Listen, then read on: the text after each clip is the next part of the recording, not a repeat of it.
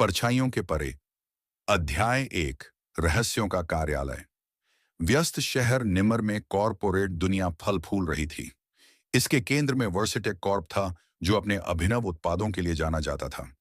इन ऊंची कांच और स्टील की संरचनाओं के बीच आमन, एक हम्बल सुरक्षा गार्ड, इमारत के गलियारों में गश्त कर रहा था। कोई नहीं जानता था कि आमन केवल सुरक्षा गार्ड नहीं था। वह एक प्रसिद्ध अंडरग्राउंड कलाकार था, जिसका ग्राफिटी शहर की छिपी गलियों को सुशोभित करता था। उसकी प्रतिभा ने उसके सपनों को पोषित किया, लेकिन उसकी वित्तीय समस्याएं उसे बांध कर रखती थीं। सिया वर्सेटेक की एक प्रतिभाशाली और महत्वाकांक्षी कर्मचारी, मार्केटिंग विभाग में एक आसमान चढ़ता सितारा थी। उसकी रचनात्मकता और आकर्षण ने उसे अपने सहकर्मियों, खासकर रिहान, के बीच में तेजी से लोकप्रिय बना दिया। रिहान केवल सिया का बॉस नहीं था, बल्कि एक ऐसा व्यक्ति था जो उसे पाना चाहता था। हालांकि रिहान की धन और स्थिति अक्सर उसे विखंडित कर देती थी, एक ऐसा दीवार खड़ी करती थी जिसे वह पार नहीं कर पा रही थी। अध्याय 2। किस्मत के चक्र। एक शाम, जब सिया एक प्रोजेक्ट को खत्म कर रही थी, तो वह ऑफिस में अकेली रह गई। अपने विचारों में खोई हुई सिया ने थोड़ी देर बाहर चलने का फैसला किया। जैसे ही वह बाहर निकली, उसने देखा कि आमन एक नजदीकी दीवार पर स्केच कर रहा है। उसकी हाथों की गति कला में डूबी हुई थी। आप क्या कर रहे हैं? सिया ने सवाल किया। उसकी जिज्ञासा बढ़ती गई। ओह, बस कुछ विचारों को व्यक्त कर रहा हूं, आमन ने चेहरे पर शर्मीली मुस्कान के साथ कहा। कला एक तरीके से भागने का साधन है ना? हालांकि उन्होंने केवल कुछ शब्दों का आदान प्रदान किया, लेकिन उनके बीच कुछ महत्वपूर्ण बदल गया। वहां एक अदृश्यत संबंध था, एक चिंगारी जो उनके संक्षिप्त मिलन से प्रज्वलित हुई थी। अज्ञात कारणों के चलते वह आमन की तरफ खींची गई, न केवल उसकी प्रतिभा की वजह से, बल्कि उसके भीतर के गहराई के लिए। अध्याय 3। प्यार की उलझने।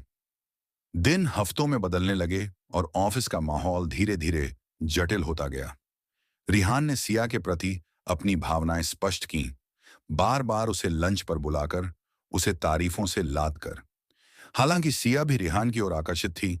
वह उसे अपने जीवन में एक सुरक्षित स्थान की तरह देखती थी, लेकिन उसकी सोच में आमन की छवि भी बसी थी। एक रात, जब रिहान ने सिया को एक भव्य डिनर पर बुलाया, तो उसने अपने दिल की बात कही। सिया, मैं जानता हूं कि मैं आपका बॉस हूं, लेकिन मैं आपके लिए बहुत सोचता हूं। मैं चाहता हूं कि हम सिर्फ सहकर्मी से ज्यादा हों। मैं नहीं जानती रिहान, उसने हकलाते हुए कहा। मन में आमन के ख्यालों की भीड़ थी। उस रात वह घर से निकली और अंततः आमन के पास जाने लगी। उसे देखने की जरूरत थी, यह समझने की कि वह उसे क्यों जीवंत अनुभव कराता है। जब वह उसे पाई तो उसने कहा, मैं उलझन में हूं। मैं तुम दोनों से पसंद करती हूं, लेकिन अलग अलग तरीकों से। आमन आश्चर्यचकित और समझदारी से ने कहा, प्यार जबरन नहीं होना चाहिए। यह उस पर निर्भर करता है जो आपको संपूर्ण महसूस कराता है। आप खुशी की हकदार हैं, सिया। अध्याय 4। रहस्योद्घाटन। जैसे जैसे दिन बीतते गए, ऑफिस में तनाव बढ़ता गया।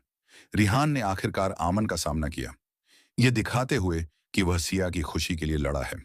लेकिन आमन ने पूरे आत्मविश्वास से कहा, सिया के लिए वह सबसे अच्छे हैं जो सच में उसकी इज्जत करें। सच्चाई का सामना करते हुए सिया ने अपना निर्णय लिया। एक शांत दोपहर, उसने रिहान और आमन को एक समीपवर्ती कैफे में बुलाया। अपने दिल की धड़कन में उसने दोनों से कहा, मुझे ईमानदार होना है। मैं आपकी दोनों बातों की सराहना करती हूं रिहान, लेकिन मेरा दिल आमन के लिए है। रिहान स्तब्ध होकर अपनी निराशा छुपाते हुए बोला, अगर यह तुम्हें खुश करता है तो मैं उससे नहीं लड़ सकता।